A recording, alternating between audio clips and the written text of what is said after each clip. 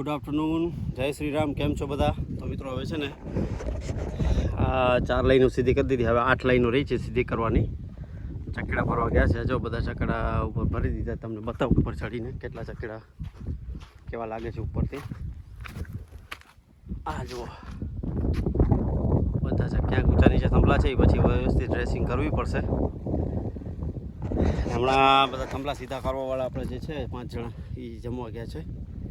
તો જમીન પછી આવે એટલે ટ્રેક્ટર આવે એટલે ચડાવી દઈએ. પછી હું પણ જઈશ પછી જમવા. થાંભલા આમ આવી રીતે આડા થઈ ગયા. તમને બતાવજો, દેખાય આ બાજુ આમ હાલે ગયા છે કે હોલ છે ને એકદમ ક્રોસમાં થઈ જાય એટલા માટે.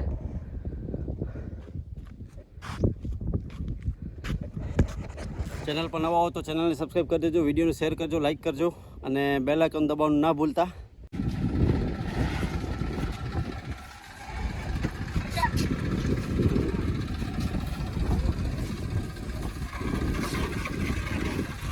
મિત્રો આવી રીતે ચકેડા ચડે છે, તમે જોઈ શકો છો.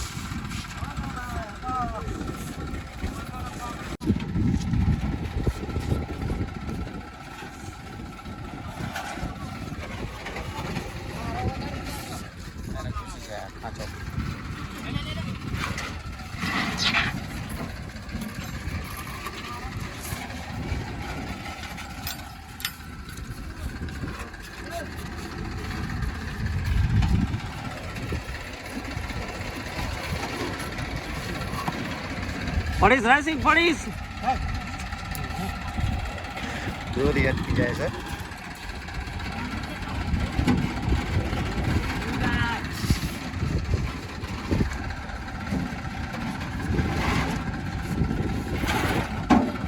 આગળનું આ ફાલકું ખોલ દો, ખોલ દે રાઇસિંગ, ખોલ દે. ઓહો, આ ફાલકું ખોલી જાય તો જલ્દી આસાની ચકડા નીચે આવી જાય.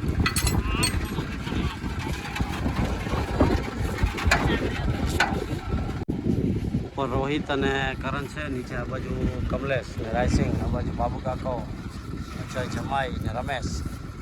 આપણે બિપિનભાઈ ટ્રેક્ટર ચલાવે. કેટલા રહ્યા છે? 8 ચકેડા રહ્યા છે. 8 ને 2 10. હવે 8 રહ્યા ટોલી ઉપર.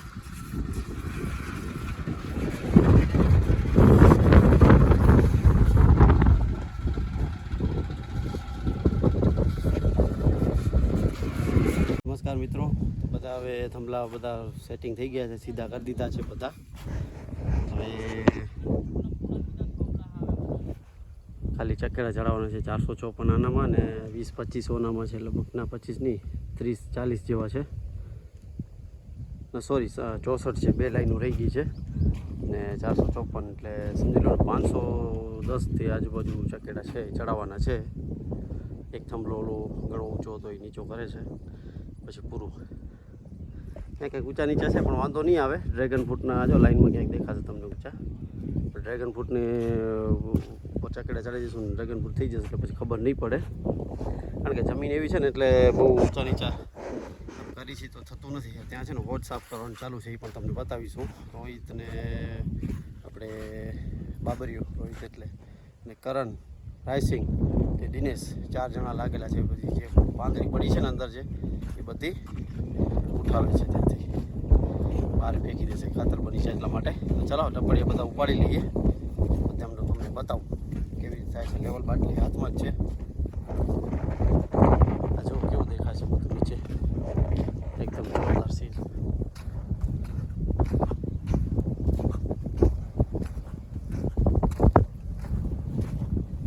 ઓ લાસ્ટમાં 2 લાઈનો બાકી છે, બાકી બધું દેખાય છે જોરદાર. આમાં છે ને ટેલી સિસ્ટમ નથી કરવાની, આમાં કરવાની છે. એટલે 8x12 ગાળો છે અને આમ 8 ગાળો છે. આ છે આમ 12 આમ 6. એટલે આમાં ટ્રેલિંગની જરૂર નહીં પડે, કારણ કે સાંકળ પૂર થાય એટલા માટે. એટલે કરવાના હતા પણ પછી ના કરી એટલે પછી રહેવા દીધું. તો ચાલો ત્યાં જઈએ, થંભલો એક કરી દઈએ પછી. તો મિત્રો આ આપણો હોજ જે ટાંકો છે મોટો એ સાફ કરી દીધો છે. છેલ્લું બારી રહી છે ઉપાડે છે. આ જુઓ તમે, આખો સાફ કરી દીધો છે. ગોલ હોય ને તો આવડી જગ્યા ન રોકે, પણ આપણો જૂનો દેશી ટાંકો છે એટલે હવે જોઈએ પછી કેમ થાય છે. બધા બેઠા છે. હવે હું પૂરું થઈ ગયું છે ડ્રેગન ફ્રૂટના થંભલાનું કામ. એટલે 3 જગ્યાએથી, એક આયરું, એક આગળ છે, બધી જગ્યાએથી પાણી નીકળવાનું છે. આવી રીતે છે, જોઈ લો મિત્રો. આપણે છે ને પ્લાવ જોતરવાના છે. અહીંયા જોતરી દઈએ આપણે. સારા ટ્રેક્ટર દાંતી ખેડવાનું ચાલુ છે. ચાલ યાર, રજા રાખનાર આવો તમે. થંભલા ઓલા 100 આવેરા નાખી દઈ ને, ઓલા સપોર્ટવાળા ઝીણા હોય તો પૂરું થઈ જાય. પછી વાયર આવે એટલે વાયર પરમદાડે આવશે લગભગ કદાચ.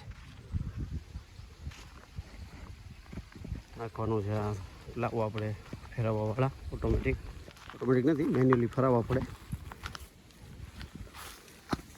આ વખતે જરૂર નથી પાંડાની બધી વ્યવસ્થિત છે એટલે વાંધો નહીં આવે, ખેડાઈ જશે. આપણે થોડુંક 4 એકરમાં જ ખેડવાનું છે. આપણે ડ્રેગન ફ્રૂટ નીચે છે ને એની બાજુની સાઈડ એ જ ખેડી દઈએ.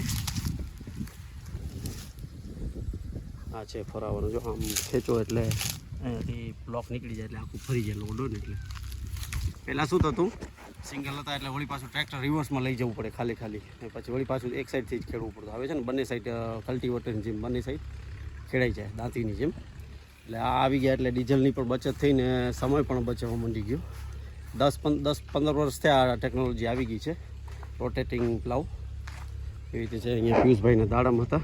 કાલે 2 દિવસ, પરમ દિવસે ને એના આગલા દિવસે ચાલુ હતું ગ્રેડિંગ કરવાનું. અહીંયા તો આ બધો કચરો પડ્યો છે, સાફ કરશે. કાલે આવ્યા હતા પણ પછી બીજું કાંઈક કામ પડ્યું એટલે પાછા જલ્દી ભાગી ગયા. ઓલું છે ને બ્લોર અહીંયા હતું, અહીંયાથી અહીંયા આવ્યું, અહીંયાથી આમ થતું છે આગળ પહોંચી ગયું છે. મતલબ હટાવીને ત્યાં પહોંચાડી દીધું છે.